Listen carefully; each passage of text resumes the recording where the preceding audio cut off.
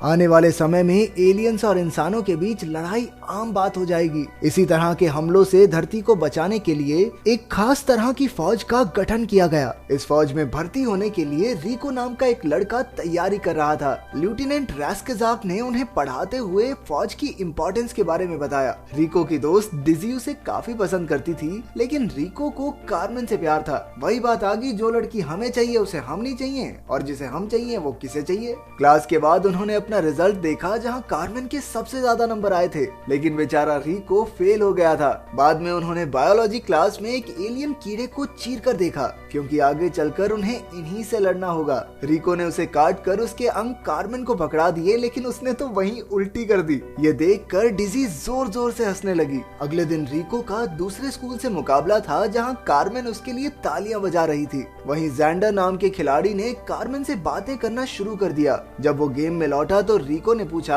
हाँ बे, तू मेरी गर्लफ्रेंड से बात कैसे कर रहा था बे? जैंडर ने कुछ जवाब नहीं दिया और थोड़ी देर में गोल करके रिको को पीछे छोड़ दिया। लेकिन आखिरकार रिको ने कमबैक करते हुए अपनी काबिलियत से खेल जीत लिया। फिर स्कूल डांस के वक्त डिजी रिको के साथ नाचने लगी, लेकिन रिको को उसमें कोई दिलचस्पी नहीं थी। फिर उसने रास्केज़ाक को बताया कि उसके माँ बाप को उसके फौजी बनने से खुशी नहीं है, जिस पर लेफ्टिनेंट ने कहा कि मर्द अपनी जिंदगी के फैसले खुद ही लेते हैं। तभी रिको ने जैंडर को कार्मेन से बात करते देखा, इसलिए रिको कार्मेन को अपने साथ डांस करने के लिए ले आया। उसे पता चला कि जैंडर और कार्मेन दोनों फौज में पायलट बनना चाहते हैं। कार्मेन ने उसे विश्वास दिलाया कि उसे जैंडर से चिढ़ने की कोई जरूरत नहीं है। फिर इन दो प्यारे पंछियों में थोड़ी गुटरगू हुई। अगले दिन उन सब ने फौज में भर्ती होने की शपथ ली। जब रिको घर लौटा तो उसके पिता ने उस पर फौज छोड़ने का दबाव बनाया। रोज रोज की इन बातों से तंग आकर रिको घर छोड़कर चला गया। कई दिन बाद रिको अपनी ट्रेनिंग में था, जहां उसकी मुलाकात सार्जेंट जिम से हुई, जो काफी सख्त था। नहाने के बाद रिको को कार्मेन की वीडियो मिली, जिसमें वो अपनी ट्रेनिंग के बारे में बता रही थी। कार्मेन को अपनी पहली फ्लाइट के दौरान पता चला कि उसका इंस्ट्रक्टर जैंडर ही है। वो दोनों स्पेस में जहाज को उड़ा रहे थे। दूसरी ओर डिजी और रिको एलियन कीड़ों से लड़ना सीखने के लिए दूसरी टीम से मुकाबला कर रहे थे। डिजी की मदद से रिको ने दुश्मनों को आसानी से हरा दिया। उसकी काबिलियत से इम्प्रेस होकर जिम ने रिको को स्क्वाड लीडर बनाया। फिर रिको को कार्मेन की वीडियो मिली, जिसमें वो जुपिटर के आसपास स्पेसशिप उड़ा रही थी। उसने कहा कि अब वो शिप कैप्टन बनना चाहती है, जिसकी तैयारी की वजह से अब वो रिको के लिए वक्त नहीं निकाल पाएगी। इस बात से बेचारा रिको काफी उदास हो गया। फिर एक दिन रिको अपनी टीम का लीडर था, जहां वो असली लेजर बंदूकों से लड़ना सीख रहे थे। एक फौजी ने कहा कि शायद उसका हेलमेट खराब है, तो रिको ने जांच के लिए उसका हेलमेट उतार दिया। उधर एक और लड़की नीचे गिरी और गलती से उसकी लेजर सीधा उस फौजी के सर पर जा लगी और वो बेचारा वहीं मर गया। रिको की वजह से एक फौजी की जान चली गई थी, इसीलिए उसे स्क्वाड लीडर के पद से हटा दिया गया। लेकिन रिको को तो इस बात का इतना पछतावा था कि उसने फौज छोड़ने का ही फैसला कर लिया। उसे सबके सामने कोड़ों से पीटा गया। उधर कार्मेन की स्पेसशिप में अचानक कुछ गड़बड़ी हुई और उन्होंने देखा कि एक एस्ट्रॉयड बहुत जल्द उनसे टकराने वाला है। कार्मेन ने तुरंत शिप को मोड़कर एस्ट्रॉयड के नीचे से निकाल लिया, जिससे सबकी जान बच गई। बताओ, और लोग कहते हैं लड़कियों को ड्राइव करना नहीं आता। पता चला कि ये एलियंस का ही हमला था।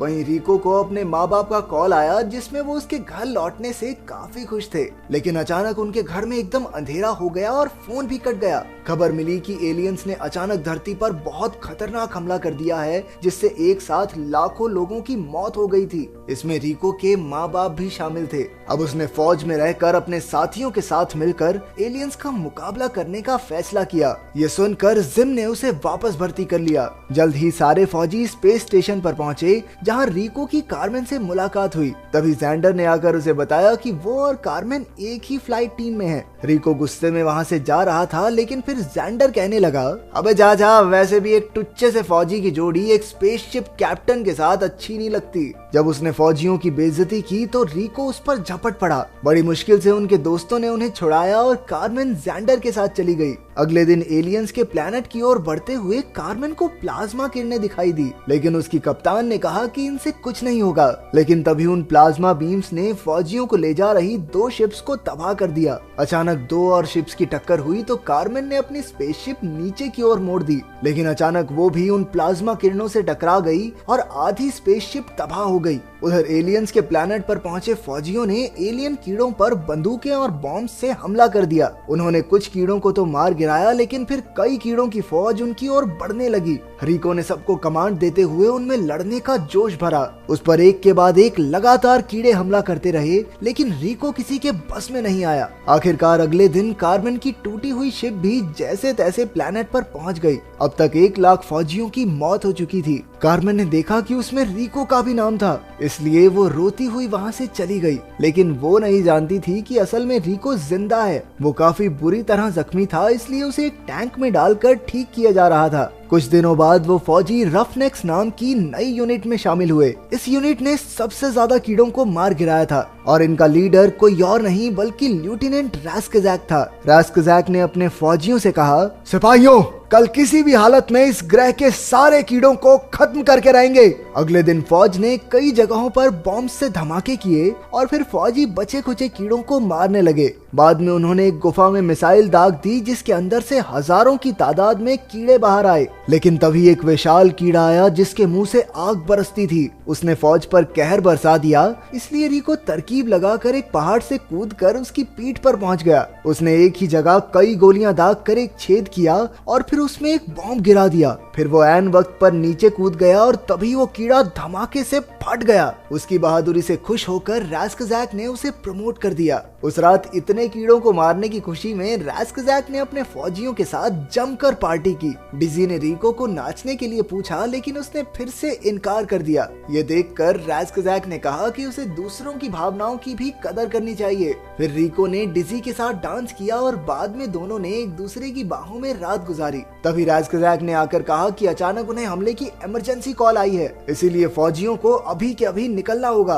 अगले दिन उनकी यूनिट प्लेनेट पी पर पहुंची। तभी एक उड़ते हुए कीड़े ने सार्जेंट को पकड़ लिया। ना चाहते हुए भी रास्कजैक को सार्जेंट को गोली मारकर उसे एक आसान मौत देनी पड़ी। इसके बाद रिको को प्रमोट करके सार्जेंट बना दिया गया। जल्द ही वो एक दूसरे इलाके में पहुंचे, लेकिन वहां तो पहले ही उनके सारे फौजी मारे जा चुके थे। उन्होंने देखा कि एक फौजी के सर में बड़ा सा छेद था। तभी जनरल ने आकर बताया कि एक कीड़े ने फौजी के दिमाग पर कब्जा करके उससे इमरजेंसी कॉल करवाई थी। असल में ये सब एलियंस का बिछाया एक जाल था। उसी वक्त हजारों कीड़ों ने उन पर हमला बोल दिया। फौजियों ने भी धुआंधार गोलियां बरसाई। उड़ते कीड़ों ने कई फौजियों को उठाकर मार डाला। तभी रिको ने फौजियों को यहाँ से निकालने के लिए शिप मंगवाई। साथ ही साथ वो कीड़ों का सामना भी करता रहा। जल्द ही शिप पहुंच गई और जैंडर सबको उसमें भरने लगा। लेकिन तभी रास्कजैक पर हमला हो गया और ना चाहते हुए भी रिको को उसे गोली मारनी पड़ी। इसके बाद डिजी ने आग बरसाने वाले कीड़े के मुंह में बॉम्ब फेंक कर उसे मार गिराया, लेकिन पीछे से एक और कीड़े ने उसे बुरी तरह जख्मी कर दिया।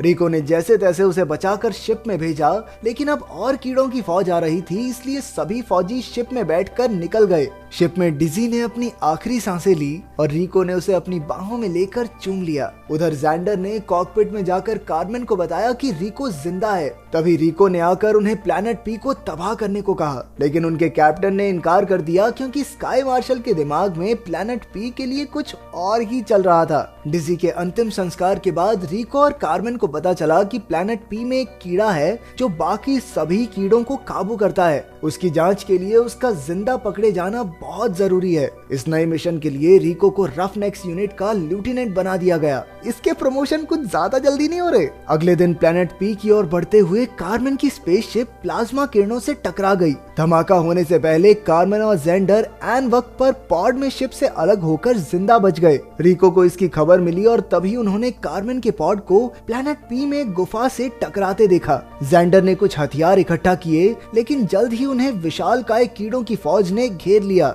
रिको ने अपनी टीम से उन्हें बचाने को कहा, लेकिन जेंडर और कार्मेन अब कीड़ों के कब्जे में थे। अब बहुत देर हो चुकी थी, इसलिए रिको को मिशन रोकना पड़ा, लेकिन वो नहीं जानता था कि कीड़ों ने जेंडर और कार्मेन को जिंदा रखा है। बाद में रिको की यूनिट उस गुफा में घुसी और रिको ने अलग रास्ता चुना। न जाने कैसे वो महसूस कर पा रहा था कि कार्मेन अभी जिंदा है। उधर एक बहुत बड़ा एलियन कीड़ा जेंडर पर हमला करने के लिए एकदम तैयार था। जेंडर ने चुपके से एक चाकू कार्मेन को दे दिया। फिर वो कीड़ा जेंडर के सर में डंक मारकर उसका दिमाग चूसने लगा। ये कीड़ा मुझे ठीक नहीं लग रहा, ये नॉटी है बहुत ज्यादा, दिमाग चूस रहा है ये। कार्मेन के साथ भी यही होने वाला था, इसलिए वो चिल्लाने लगी, भगवान के लिए मुझे छोड़ दे कीड़े, मेरा दिमाग मत चूस प्लीज।